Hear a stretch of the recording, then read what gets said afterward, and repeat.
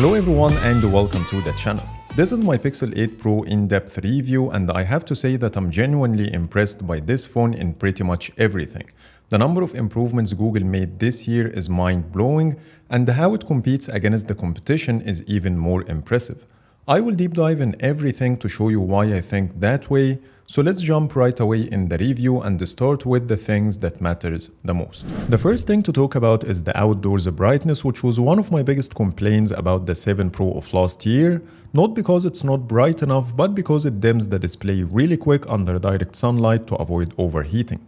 This time I took it to the next level, and I will compare the 8 Pro to the 15 Pro Max and the S23 Ultra. I will play a HDR video under direct sunlight for 10 minutes on cellular data with 5G enabled, and the phone case is on all three.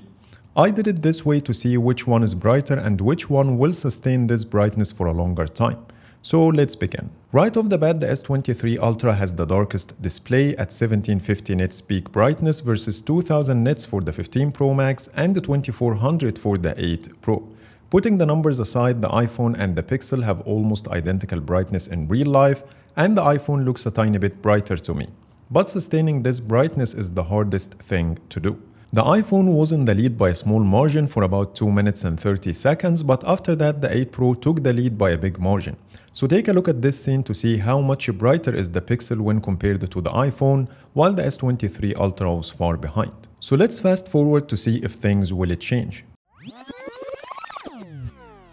Here's another look after 7 minutes and 30 seconds. Still the 8 Pro is in the lead, followed by the 15 Pro Max, and the S23 Ultra comes third.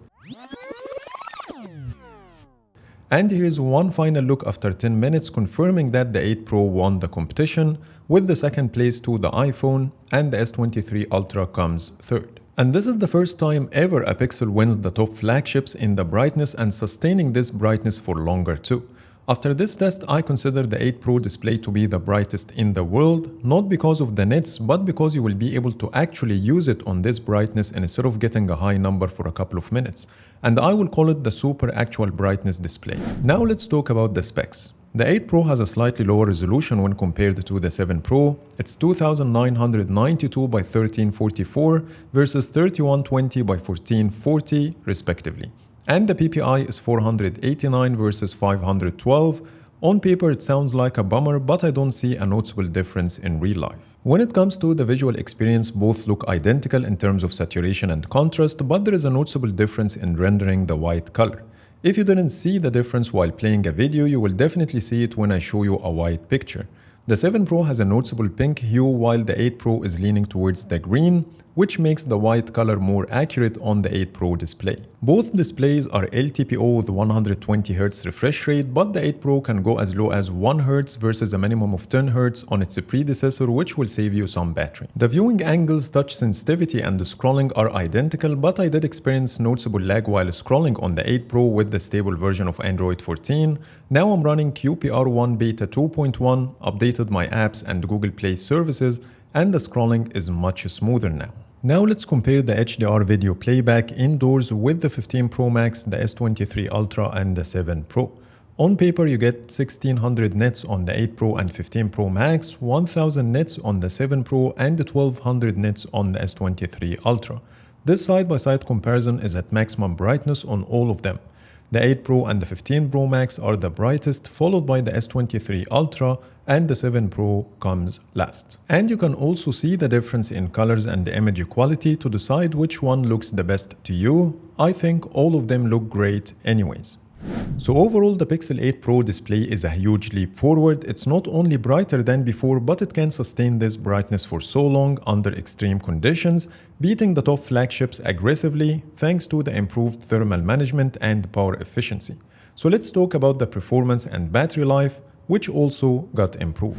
This month I did a heavy workload test between the 8 Pro, the 15 Pro Max, and the S23 Ultra, which includes 4 heavy tasks to run simultaneously for 30 minutes. These tasks are a Microsoft Teams meeting with screen sharing, play a 2160p video on YouTube in picture-in-picture view, Google Maps navigation in the background, and finally playing Asphalt 9. And it's the first time for me to see a Pixel finishing this test without any lag or thermal warnings. If you didn't watch this video or want to know more, you will find the link in the description. I have to mention that the game graphics on the Pixel was not as good as the other two phones. Maybe Google tuned down the GPU to get better thermals, but still doing all of this for 30 minutes without any hookups is definitely way more than what you need for daily usage. Not to mention that the phone's temperature was better than the 15 Pro Max and a tad higher than the S23 Ultra, and the battery consumption was 2 to 3% more than the most powerful chipsets in the market, which is not far behind. And I'm happy to report that this improvement gave me way better experience when compared to the 7 Pro, especially in hot weather. You saw me playing a HDR video on cellular data under direct sunlight and the brightness didn't go down.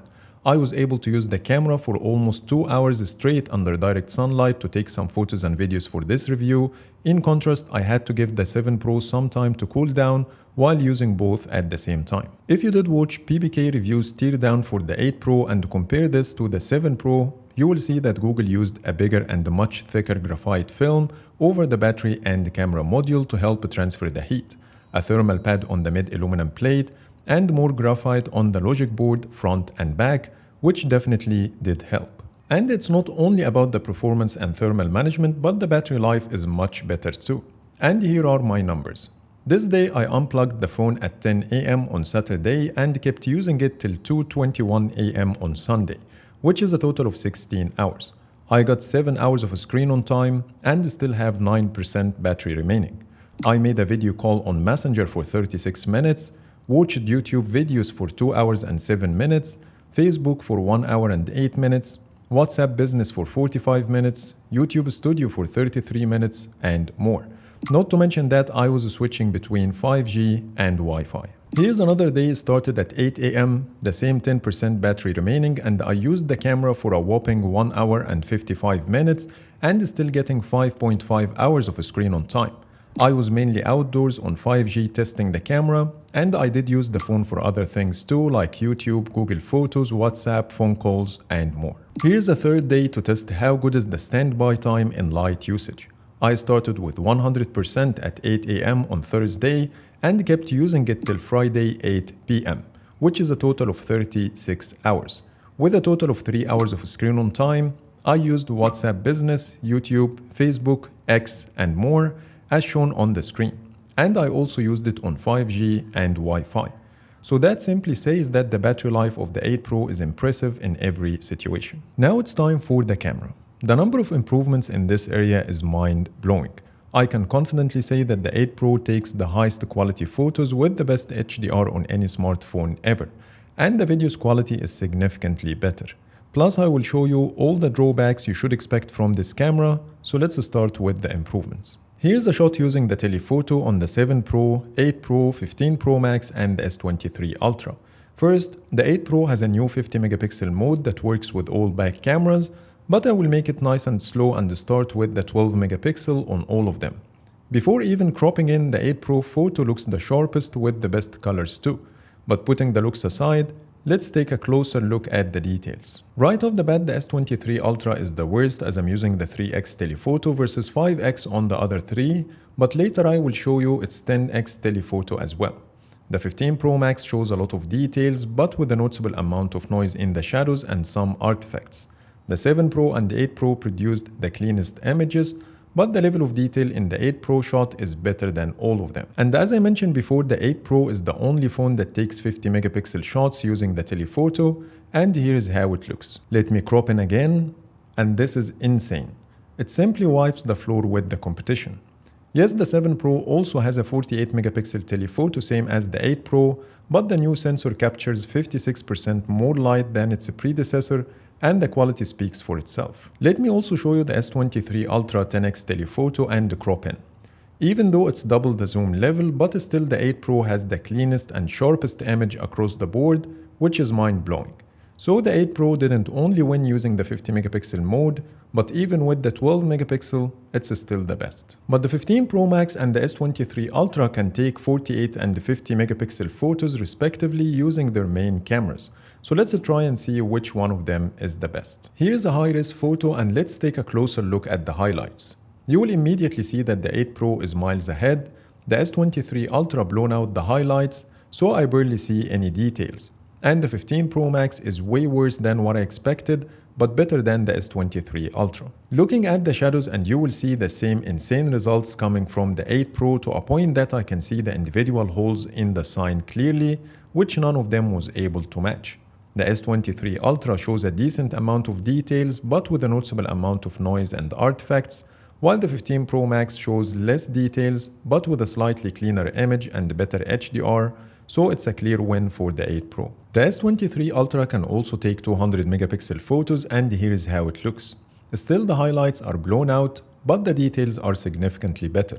Moving to the shadows, and here it shows the highest level of detail across the board, but the image is far from clean as it looks painted. I would still pick the 8 Pro in this scenario for the better highlights, zero noise and artifacts, while delivering a lot of details too. Next, we have the ultra wide that got a massive boost in resolution from 12 to 48 megapixel, with 105% more light sensitivity and the ability to take 50 megapixel photos as well. But let's start with the 12 megapixel version. I don't see that big of a difference in the level of detail. All are pretty much the same with a slight edge to the S23 Ultra, but switching to the 50 megapixel mode immediately gives the win to the 8 Pro, so you should expect better results when you switch to the high-res mode, which I'm glad it's here and delivering these impressive results from all lenses. Now let's take a look at the HDR performance, and this is the ultra-wide. Look at how dark are the shadows in the 15 Pro Max's shot. Yes, brighter shadows doesn't mean a better photo, but what I see in the iPhone's image is not real. If you are under direct sunlight in the same scenario looking at things with your own eyes, the shadows won't look that dark, but if you want to darken the shadows in post to get a specific look in your photo, that would be a different story. But I expect the camera to deliver what it sees, and the editing is for me to do later. But this is not the only problem. The amount of noise in the shadows in all three photos is way too much, while the 8 Pro delivered impressive results. Not to mention that the S23 Ultra suffers from the sky banding issue, which is the circular rings around the sun that goes all the way to the sky. The 15 Pro Max and the 7 Pro show more lens flares, while the 8 Pro doesn't have any of these issues. Trying the main camera and the same story repeats itself. But this time the S23 Ultra also crushed the shadows same as the 15 Pro Max. The S23 Ultra sky banding is even worse than before, and all of them showed a lot of noise in the shadows except the 8 Pro, and the S23 Ultra is the worst. Lastly, the 7 Pro has the most lens flares. Here's the telephoto, and this time you will see the sky banding in the S23 Ultra and the 15 Pro Max's shot, and more lens flares coming from the Pixel, with the 7 Pro being the worst. What you have seen in the morning is exactly the case with the night photos. The 8 Pro is the best in delivering the sharpest images without over-sharpening or noise in all resolutions, and the results are more than impressive. Plus, you have the ability to use night sight with the high-res photos, which is something you can only do on the 8 Pro and the S23 Ultra, while the 15 Pro Max can't. Also, the S23 Ultra always produce blown out highlights when I use the 50 or 200 megapixel modes, either in the morning or at night. The only issue I found with the 8 Pro photos at night is sometimes the bright lights are blown out when I use the wide and ultra wide lenses, while the 15 Pro Max is the best in this area. Let me also show you the front camera, and here's the first shot. I don't know why the S23 Ultra messed up the colors badly, making everything too green. The 15 Pro Max messed up my skin tone and made me look like a tomato.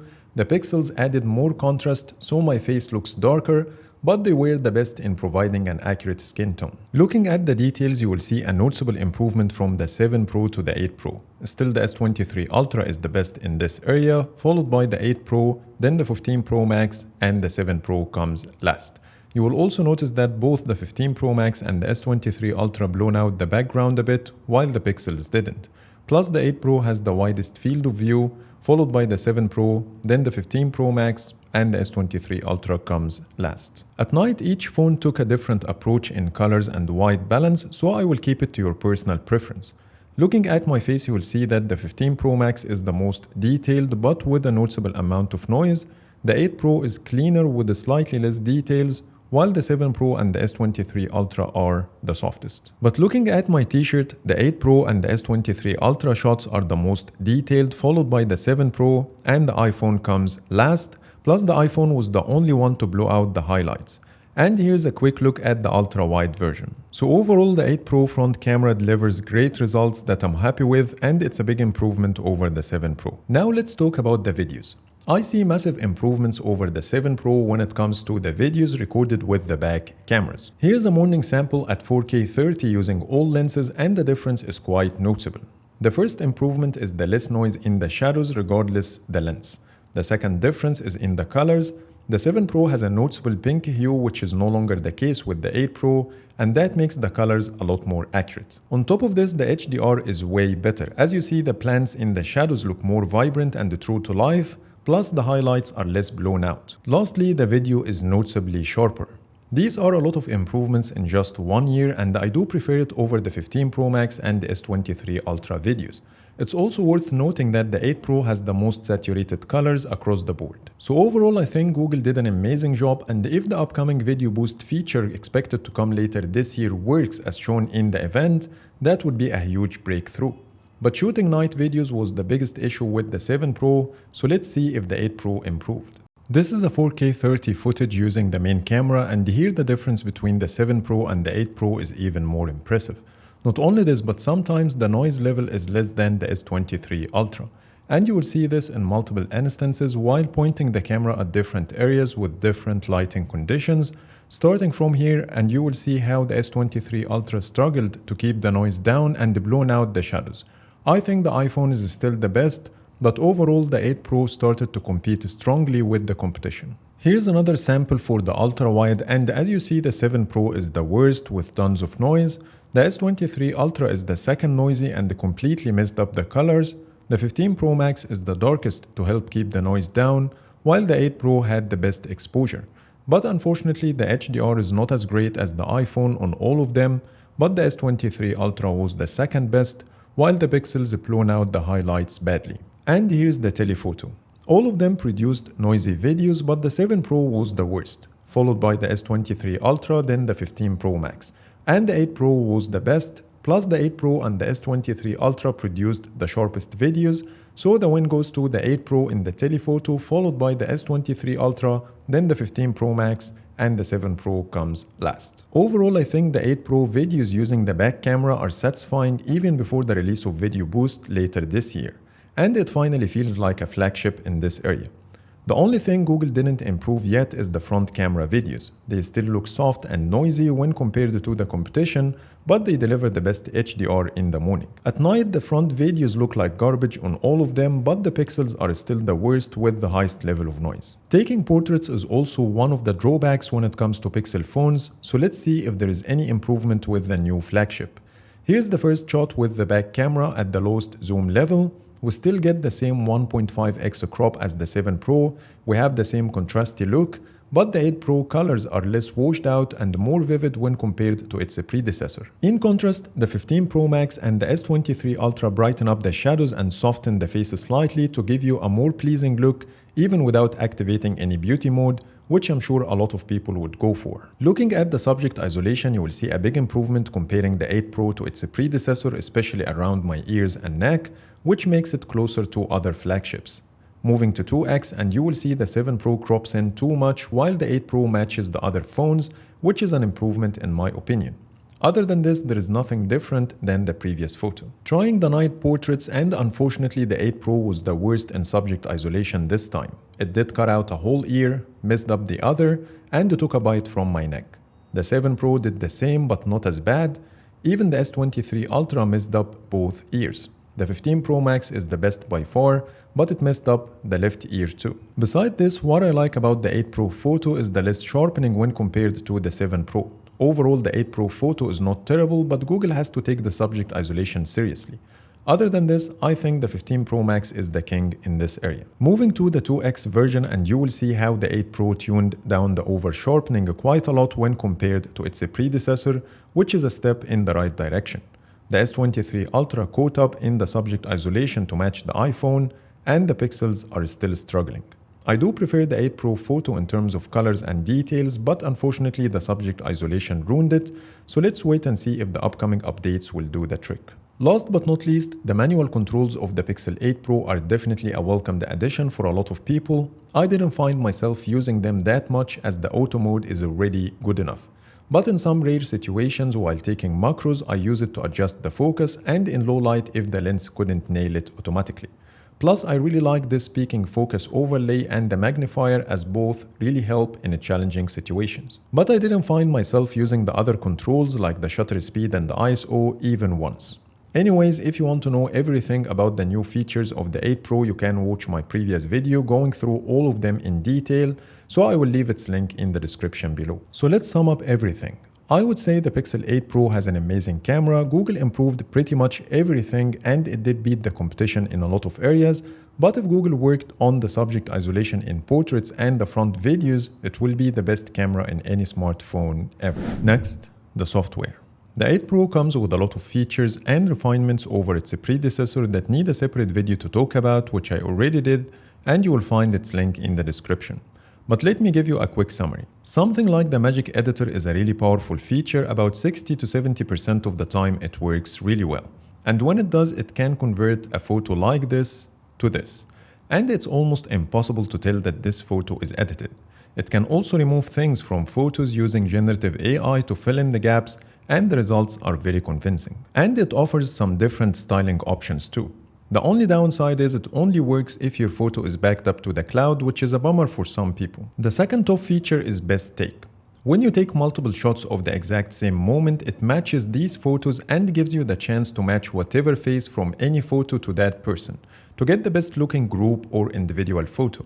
And this one works really well every single time. Third, Audio Eraser. And this is one of the features that works well too. It identifies the different sounds in the video, labels them, and give you the chance to completely remove or tune down specific sounds without impacting the rest. And the results are impressive. I also found a lot of other refinements here and there, like the Ultra HDR feature in Google Photos, which makes your photos pop, the ability to take photos using the B3 color profile instead of the older sRGB, and many more. Not to mention that Assistant with Bard is coming later this year, which will enhance your Google Assistant experience even further. Lastly, Google promised 7 years of OS, feature drops, and security updates, which is insane. And I don't have any problem trusting them because they never broke any software update promise in the Pixel lineup ever before. And with Pixel phones, it's not only about software updates, as most of the new features we get come from updating Google Apps and Google Play services. Even my Pixel 3 XL, which is 5 years older, gets the same keyboard I have on the 8 Pro, the same Google Maps, same YouTube, Google Photos, and more. So the Pixel software experience, in my opinion, is unmatched. And with the 8 Pro, it's getting even better. Now let's talk about the essentials. Starting with the modem, there is a huge improvement over the 7 Pro when it comes to the 5G speed. This is a screen recording on all phones outdoors between 12:30 to 1 p.m. All are connected to the same test server do Sharjah. The 7 Pro reached 111 megabit per second download and 2.48 megabit per second upload. The 8 Pro got a whopping 413 download and 26.1 upload. The 15 Pro Max got 401 and 58.9, and lastly the S23 Ultra maxed out at 183 and 34.6. And by the way, I did run the test a few times on all devices to make sure the results are consistent. Testing the Wi-Fi on the same network at the same time back to back, the 7 Pro got 865 download and 352 upload. The 8 Pro is about the same. The 15 Pro Max got 792 and 342. And lastly, the S23 Ultra got 758 and 353. This time, both the 7 Pro and the 8 Pro did beat the competition. So the only improvement is in the cellular data connection. Moving to the haptics, I saw a lot of reviews saying that the haptics are better than the 7 Pro, but I didn't notice any improvement. Also, the fingerprint didn't improve. It works exactly the same as the 7 Pro, which is not bad, but not as fast as the ultrasonic version. But there is a nice improvement in the face unlock, which is the ability to use it for signing in to banking apps, autofill passwords, etc., which is nice, but the performance is about the same too. For the temperature sensor, I found myself only using it for fun. For example, if something is really hot and I'm curious to know its temperature. But other than this, I think it's a waste, and a LiDAR scanner to improve the subject isolation in portraits is a much better idea. And the last thing I'm going to talk about in this chapter is the speakers. The 8 Pro sounds a lot better than the 7 Pro, so let's take a listen.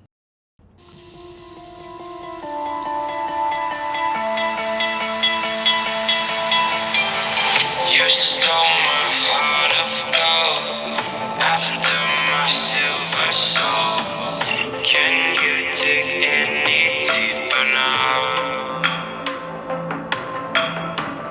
I gave you all I own, but you own this golden throne. But I'm a little stronger now. You cashed in on my promises. You know I'm too generous. Now I've learned to never help you out,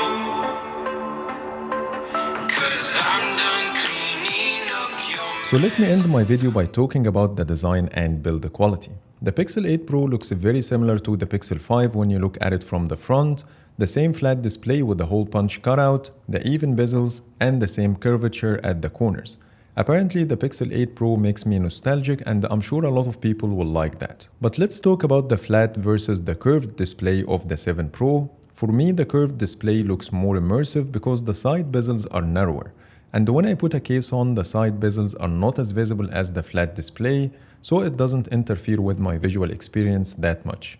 Secondly, the curved display makes the sides of the phone noticeably slimmer, even though both have the same thickness on paper. When I hold the 7 Pro and the 8 Pro at the same time, the 8 Pro feels more bulky, while I enjoy how the 7 Pro feels in hand a lot more. The only advantage I got with the flat display is the easier screen protector application, but other than this, I prefer the 7 Pro. This is just my personal preference, and I started to get used to the change, but every time I hold my 7 Pro, I wish the 8 Pro display remained the same. Now let's talk about the rest of the body. If you are planning to use this phone without a case, you will definitely enjoy the feel of the new frosted back glass over the glossy finish of its predecessor. It's hard to explain how it feels. I did watch tons of reviews before getting the phone, but still the real feeling is different. It feels like a 15 Pro Max's back smoothed out with a sandpaper to make it softer. So my fingers easily move over the back of the 8 Pro, while there's more friction with the 15 Pro Max's material. And that's the closest explanation I came up with.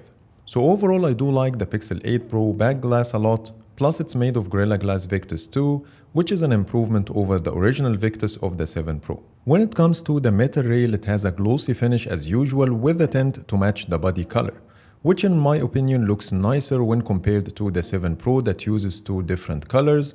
Plus, when I put a case, the blue tint matches my case color instead of having something totally different. The only downside is the glossy finish is a fingerprint magnet, but let me tell you that even the matte finish of the 15 Pro Max's metal rail is a fingerprint magnet, so I think this is something we have to deal with anyways. The camera visor is noticeably thicker than the 7 Pro, but I didn't see this impacting my experience in any way, so I will let it slide. Looking at the camera visor side by side with the 7 Pro, we have one cutout instead of two like before, and it's much bigger, which makes sense as we got a bigger ultra-wide sensor. The thing that I didn't hear anyone talking about is the bigger flashlight. You see a massive difference between the two in size, and it's actually a bit brighter in real life. Moving to the buttons, I think it's a downgrade from the 7 Pro. They are similar to the A series buttons with a noisy clicking sound, while the 7 Pro buttons are quieter and more premium. So let's take a listen.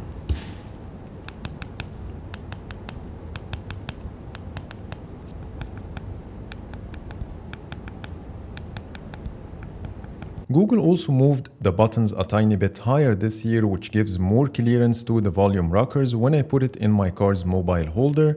Still not perfect, but better. The weight of the 8 Pro is the same as the 7 Pro, which is one of the lightest flagships with a 6.7 inches display when compared to the competition, which is nice. And the last thing to talk about in this chapter is the durability.